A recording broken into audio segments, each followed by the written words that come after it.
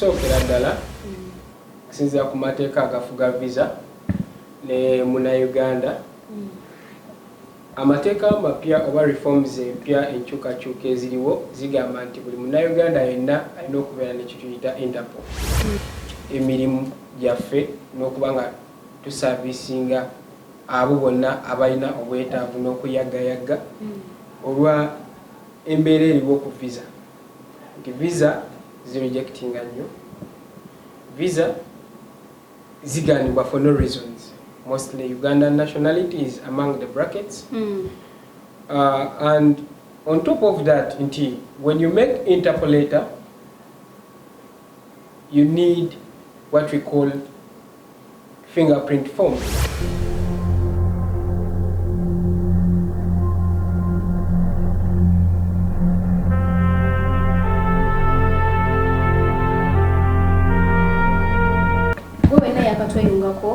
Kumukotu ogwa Nyondo Media Youtube amanya yenze Nyondo Rozet era nga kuguno mukutu kwesinzira nembera nga ate mfuweereza wano nawali onako olwairo ku macha tufunye akasimu ate okuvaako obw'omukulu amanyikiddwa nga Don Visa however ajja kubanga ate atubuulira amanyage amatuufu mu bufunze nga atweyanjulira so Ensoonga yonna ng'ekonsaninga bana Uganda tusitukiramu era bw'atukubidde akasimu tulya nti kiri ku bana Uganda naffe tusitukiddewo ate ne tujja wano mu ofiisi ze wakolera tubeere ng'ate ayisaawoko message ebe ng'etuuka muna bana Uganda bawangalya mu UAE n'abawangalya mu nsi endala zonna ewamu n'okuba nti message etuuka abo bekikatako oba bekikwatako okulaba nti kyekigenda okukolebwa oba tuyambiddwa tutya mu ngeri emu oba endala sebo tusanyusa okulaba era nange nsanyusa okuba nga munkyaliddeko sooka okwebaza n'okutoola salaamu nti assalamu alaikum warahmatullahi wabarakatu abo bonna abalabi ba Nyondo Media n'abawagizi ba Nyondo Rozet twaliza wamu nebaza nnyo okubanga oddukiddemu amannya agange mpitibwa Mwami Ibrahim Gyptia Kiyemba as usual basinga abankazaako Don Visas nga mpangalira wano Dubai United Arab Emirates nga ndi travel consultant as well a PRO in service providing so omulundi oguwagwa twaliko n'omukulu ono naye nga twali tudiscussinga ku nsonga za visa kaseera ako nga rejectinga nnyo so mundi guno tukomyewo nera kyemmanyi era ne visa za concerned so tandikire ddala awo kiki ekigenda maaso ye visa zo kati zatereramuuko oba kikyalinga ddi okusookera ddala kusinzira ku mateeka agafuga visa ne muna Uganda amateeka mapya oba reforms empya enkyukakyuka eziriwo zigamba nti buli muna Uganda yenna alina okubeera nekyo tuyita interpol. This is a good conduct from police of Uganda which must be from international sector or international affairs, and those are under from the Ministry of Foreign Affairs as well, so that Ugandans who are outside Uganda can be helped out.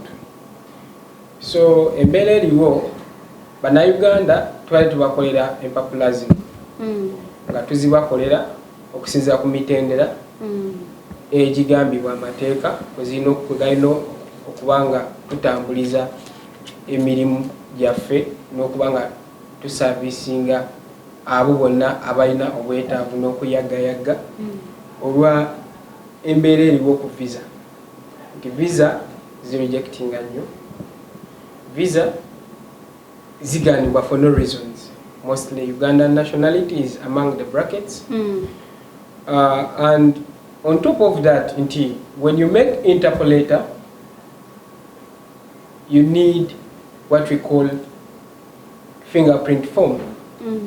And those forms, they should be provided from Interpol. As well, Interpol is a body of foreign affairs, which is Uganda Ministry. twesanze nga ffe abagaba services we cannot draft any form because those forms those are not given those are state drafts. You understand? So twesanga nti ministry yaffe ne interpol nga police bayimiriza forms ezino okubanga tuzidistributinga tuwe abo abazze gye tuli basobola zitwala ku police. Naye ne twesanga nga bayimiriza ate tebazizaawo ze balina kukozesa. Bannayuganda ne babeera ano nga bafiirwa emirimu, visa zaabwe zirejectingibwa, bagobebwa. Bali frustrated and depressed. No one of any government official, from Ministry of Foreign Affairs, from Interpol, eyavuddeyo okukyogerako. People are here, they are calling on daily basis, minute to minute, they need assistance, of which we are like emikono gyaffe mikwate tetulina kyetusobola kukola, you know. So singa abakulu abo bavaayo ne batuyamba kiba kigatta ettaffaali kubanga obuvunaanyizibwa bwabwe. Naddala minisita, honorable minister ow'ekitiibwa mu kitiibwa kye ayina amaanyi mangi ku nsonga eno. Nze nga PRO oba travel consultant, I have nothing. I can provide service regarding on given reforms oba amateeka nengaidinga abantu nembabulira ekyokukola ne requirements ezeetagisibwa okusobola okubanga bafuna essanyu n'okufuna ssente. When Ugandans losing jobs, I don't think that the government is earning any revenue from that. Of course not. Don nga tuzzeeko emabega, of course tuwulira omuntu asobola okuwulira Interpol naye nga tamanyi kitegeeza ki. Then waliwo enegu eno gyempulira omuntu gyalina okubeera nayo. So tulina visas nga tuzzeeko amabega katono nnyo. Visas wano zitukola ziri mmeka? First of all, there is what we call visa categories in VIST and stroke tourist visas. Someone can be coming from Uganda on tourist or VIST visa and the system say attach good conduct from your home country. So kyogezaako gamba kubanga luli kyali nti omuntu wasabanga busabi visa nga towaddeyo eno Interpol. Kyogezaako gamba nti n'essaawa eno omuntu nga asaba visit visa oba tourist visa kimukakatako okufuna fomu eno? Si bonna, waliwo system yesalawo. You can osobola okujja Nyondo Whitney ne Nyondo Rozet mwagala visa mwagala gendako Dubai mwe mumanyi mwagala okukolerayo. Nyondo Whitney system nemusaba good conduct. Nyondo Rozet so si kyateeka nti buli muntu yenna asaba visa kebere visit oba tourism nti kyateeka bamusaba gundi eno. It's optional. But waliwo ekiri required okusinza ku system yetukozesa currently on Sharjah isaba amanya g'abazadde. Those are required documents and this is the major document if it is requested. So on employment visa it's mandatory. Olina kutuka ku employment ate visa change already maze okutuka wana njala kola visa change era no baginsaba? No, tebaje kusaba okujago nga aliwo embeere y'amaanyi nolo ko baje kusaba system. When we talk about system, this is a state system. So si buli omu kyateeka nti buli omu kyateeka ino kugiprovidinga. Yeah. Nga tuvuddewo awo then tulina employment visa. Employment visa beera yanjawulo ne freelance. Ne bwe tuwulira freelance ne employment enjawulo eriruddawa mwezi of visas? Actually okusinziira ku mbeera eriwo ku employment visa or residence visa, there is what we call residence on 2 years and there is what we call freelance visa from Dubai Development Authority. That authority, it gives freelancers to work on 3 years with their given or academic or let me say mwebyo bye baba basoma. Let me say you are a journalist, you want to do journalism but you won't provide that service under your single umbrella corporation without any third party or someone to employ you. So DDA, you will present your academic documents to them, must be well attested, your skills, you understand, and then they will provide that visa. That is DDA. That is what we call the real DDA freelance visa. And there is what we call residence visa of 2 years, but it is given specifically basing on private sector and government sector. When I talk about private sector, like I'm here in a company. If I am to employ you, your visa is categorized under private sector. If like you're working under a MAL, let me say a MAL company, that is government, they will categorize it as government visa sector, you know.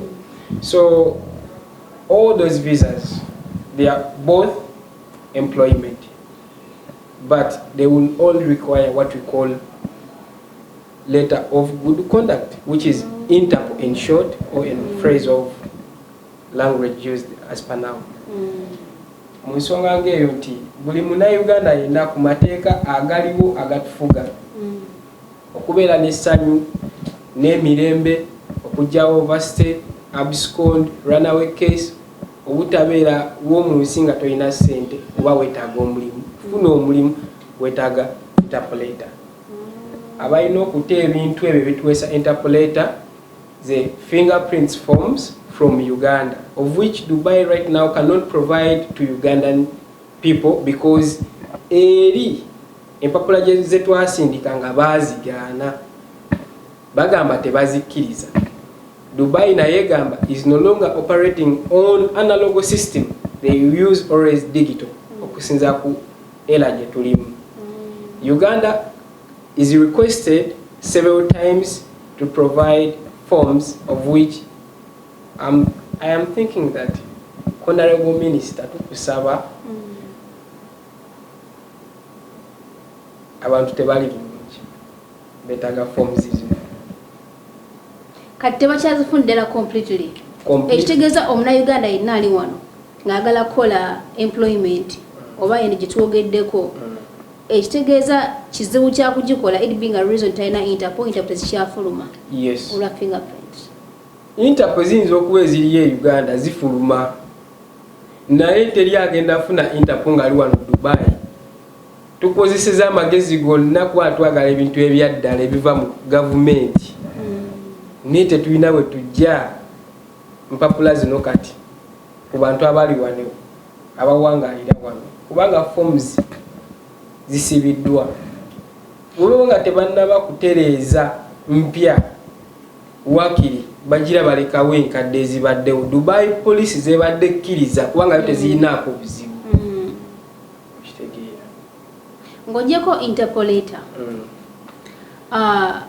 Omunnayuganda yeetaaga ki ekirala kyalina okugattako nga badde agenda kusaba visa? Yeetaagisa interpol yokka? Kisinziira. Oyinza okuba oli ku cancellation obadde ku employment visa no cancelling oyagala kufuna visa walala. Wobeera ng'okoze Dubai police clearance nga eri well attested, kikuyambako kubanga osobola okufuna visa without interpol. Naye era si kyateeka kubanga era interpol system ejatuuka ekugambe gwe ng'omu sekinnoomu, each file has different handling. Kitegeera system weekusaba era oba olina ogiteekako. So interpol eno ye kamala byonna katugambe nti n'owokola otya n'okolaba otya era oba ogyetaaga. Oba ogyetaaga abo bonna abantu oba otunulidde ennamba ekola employment visas oba freelance visas zetuba tubawerako empapula ezizifuula freelance visa.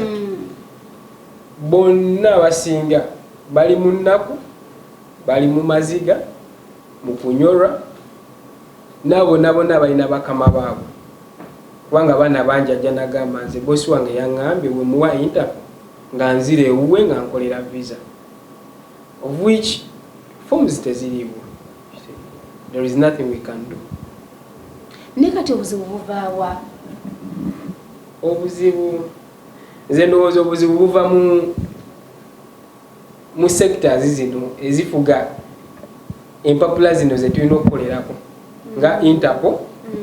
Kubanga interpol yo egamba nga yo interpol headquarters nti system yaabwe tebakyagala mpapula nkadde ate bo bennyini ze baatuwanga.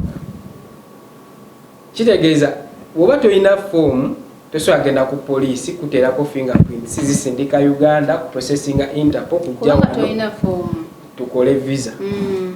Tolina kyolina. Ate omuntu alina otuwa foomu yagaanye okugaba foomu empya poliisi ya wano gyesaba. Ate bali batugamba tujje eno abantu baffe bajje eno ku Dubai Police. Dubai Police etuwa eki foomu. Dubai Police nayo egamba si ffe tulina obbawa foomu mulabe embassy yammwe oba consulate yammwe eyogere ne ministry yammwe, ministry ekonfaminge ne interpol basobole bakolera ki foomu bo gye banakkiriza ng'evudde waabwe, kubanga naffe gye mwagala tubawe tetukyagikozesa nga Dubai Police. So mukyala Nyondo Rozet eddoboozi lyo ddene newe naabanga nze Doni sinze aliwo naye ensonga eno osobola okusigala nga ogikolako follow up ng'emabega wonna woza okikolako okusobola okulaba nti nga bwe bayogera ku nsonga ziri ez'ekisaawe eno ensonga eviirako n'abaana okugwa ku bizimbe ng'alaba bamugobye wabadde asula talina mulimu bamubanja fizi naye yesula ku kizimbe talina kyasigaza ali mu bbanga.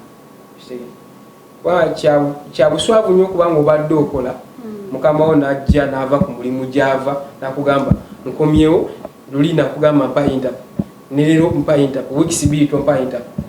You're not serious. Go. Because that's the way they always tell them to go. And someone was so happy, you end up like wali ku union ndowooza otegeerawo bonna bwe ba stage. Naye embeera eno yatandise ddi nga balina kukiwulirako kimaze kati bbanga ki? Kigenda mu weeks 3. Kigenda mu weeks 3.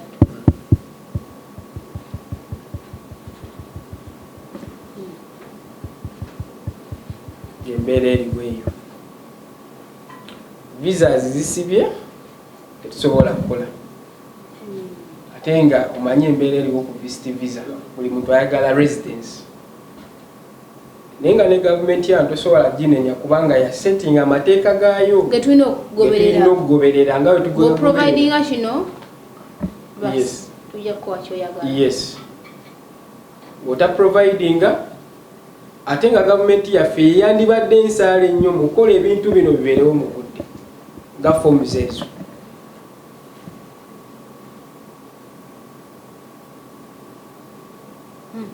Mulimu ensonga obukoose nga zirina kugenda mu bakulu kuba bekikwatako nga naffe tusobola kukolawo kintu kyonna nga bw'ogambye nti gwe omakuwa services bannayuganda singa babeera abaproviders ebyo n'ebyetaagisa okuba nga ate visa zigenda maaso nga zikolebwa. Ngenda kufunayo akadde oba enkya oba okoosa enkya then ngendagendako ku embassy ensonga eno tubeere nga tugidisikasingako tulabe bannayuganda bagenda kuyambibwa batya kubanga ensonga gyeyogeddeko nkulu ey'okuba nti omuntu akomawo n'abeera disappointed mukama amaze okukola ki okumugoba ofulumye wabweru tolina wakusula.